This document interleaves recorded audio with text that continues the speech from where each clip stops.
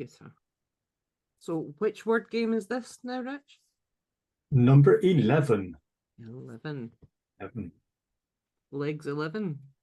It is. Bingo. That might be your next word list. Don't. I still have a very horrible memory of being 18 years old and my first ever pub job. And it was a working man's social club. And the social convener, thinking he was really witty, because in week 2 he said to me, "Oh, by the way, Ali, so whoever's on the bar that night, they normally shout out the bingo." I'd never even played the game. I was horrified. So I'll write you down a few of the catchphrases to help. I was like, rabbit headlights.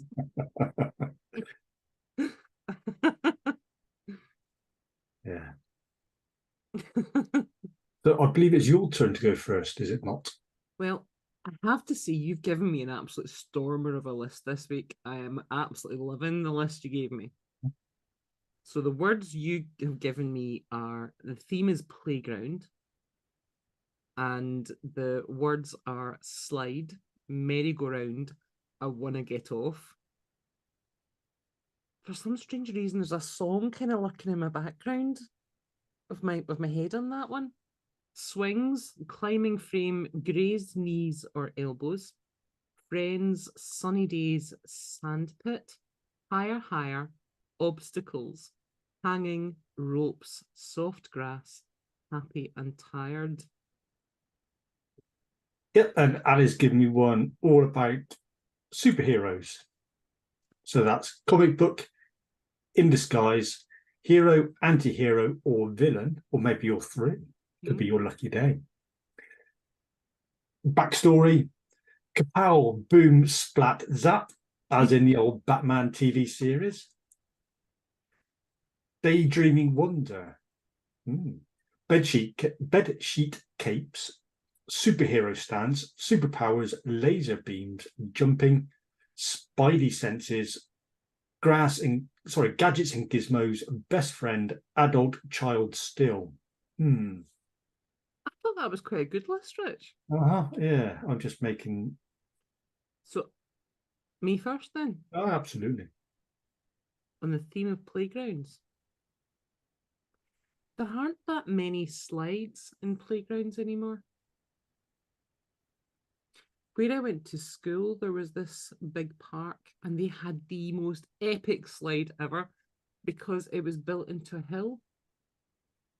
And this slide was huge. You could tell how big the slide was by how long the flat bit was at the bottom. You know, that point, the braking space before you went shooting off the end. And this braking space was at least 20 foot long. Now, probably what helped was because it was built into a hill. If you fell off the sides, you just rolled down the grass embankment. But whoever designed that was a fucking idea. Let's build the slide into the hill. And when I was a kid, I would visit my grandmother, and there was a park there. They had a merry-go-round. And we used to ask on a Sunday afternoon to go to the park so you could play in the merry-go-round. And you'd take turns at being the one that did the foot action to kind of keep it spinning and going. And some of them had the raised plinths so you could lie on them. You know the ones? So you could lie back and watch the sun and the sky just rotate round about. And if you stayed on long enough and whoever was spinning the roundabout, there was a point where your only thought was, I want to get off. Because by that point, you know, the stomach's churning and you're thinking, this is going to get really rough. And then there was the swings. And the thing about the swings is when you're really little, you think you can only play in the swings if somebody's with you, because otherwise you just sit there. And then as you get older, you find out that actually with very little effort, you can do this on your own. It's just a matter of swinging of your legs to get the movement going, a little bit of a rock forward or back. And then the challenge becomes, how high to the bar can I get? And there was always that thought of, if I do this far enough, can I get the swing to suck around? Please don't try this at home, kids, you know, but yeah. And how high could you go and jump and land? And then there was climbing frames. And the one in my local park was made up of interlocking triangles. Don't know if I remember that, but it was triangles. A dome. And again, they've taken those out now. It's almost like the risk of the climbing frame for the adults outweighs the fun of the child. Because nature has its own climbing frames. Those are the trees that you climb and you get stuck up and have to figure your way out back down again as you're a kid. And part of that experience is the grazed knees and elbows that go with that, the grazed hands. And hopefully not like me, who fell off a scooter going down a gravel slope that had to get the gravel scrubbed out of her knees, because that was extremely painful. And all of those are adventures are done with friends, hopefully on sunny days. Sandpits tended to be a holiday experience. You didn't really get them in the local parks, or a back garden experience if one of your friends had a sandpit. Funnily enough, they always came in kind of like green containers that were shaped like frogs. I don't know why, but you know. And there's that concept again of the adventure and the exhilaration of it all, that whether that's swinging in the swings where your thought is just higher and higher, or whether that's the merry-go-round, or even just the ground in the park where you make obstacles and courses, and you have dens and hides that you have adventures in, whether that's hanging by fingertips from the branches of a tree, or the rope swing that's up over, it goes out over the river that you know you shouldn't really play on, but everybody does anyway. That you think, you pretend the adults don't know is there, but they really do. Particularly when you come home a bit wet. And the soft grass in the areas that you play. And in the summer, if the councils or the authorities or the parksmen haven't been quite as on it, then the grass gets to that kind of seed stage where it's almost as a, for the child, it's almost waist high, and it becomes like a mini jungle that you can play in itself. And out of all, in those sunny days, there's that sense of dragging yourself home, probably with mud in your shoes, and trying to hide the fact that you're probably a bit wetter than you started out because of that rope swing over the river or the stream, or a few grazes that you didn't start the day with, but actually you're happy and tired. Hopefully so, Annie. Happy and tired. Good days. Muddy, yes. Muddy. Then getting told off. You've got grass stains on your clothes. Oh, that's the least of it. Could have added iodine as well. Carbolic soap. Carbolic soap and a scrubbing brush was taken to my knees and elbows. Yeah. That was the summer days where the tar in the road would still melt. I think they changed the consistency, and you used to come home because you've been playing in it, and you come home covered in tar. And again, my grandmother got butter out to scrub the tar off my hands. Your turn. It is. Walking into the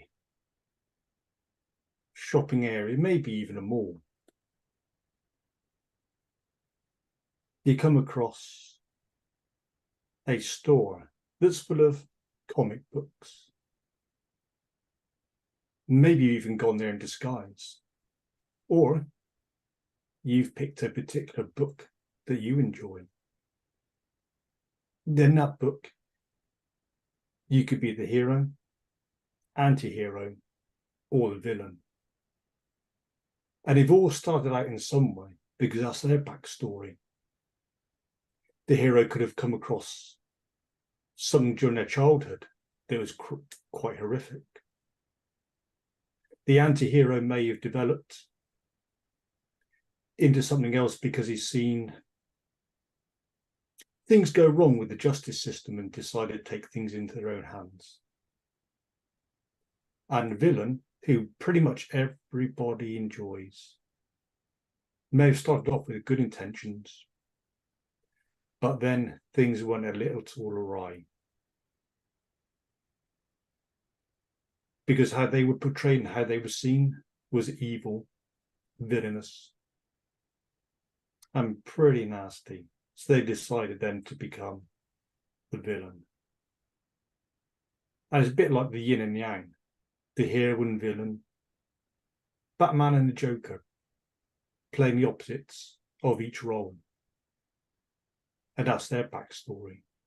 And through the pages or on film, you may see Kapow, boom, splat, and zap. As those images change in your mind, because that becomes a daydreaming wonder.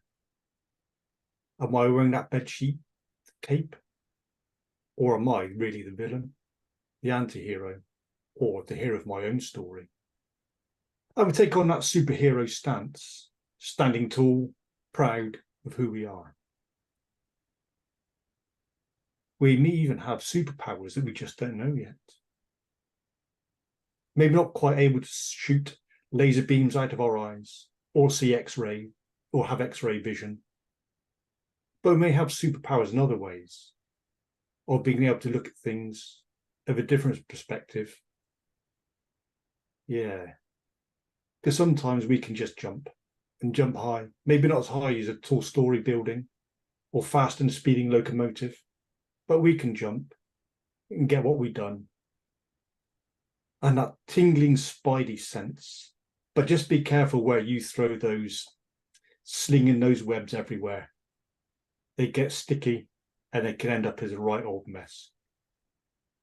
But I do like Batman with his gadgets and his gizmos, flying around in his Batplane and his Batmobile and all the other stuff that he's got. And especially the Bat Belt with the Batarangs and all that sort of stuff. And with these superheroes of your mind, you've always got a best friend who's there to help you out in bad times and good times. Because it's always good being an adult with a child's still perspective, looking through these comics, looking through the way that you want to be, making those decisions. Nice. Mm-hmm.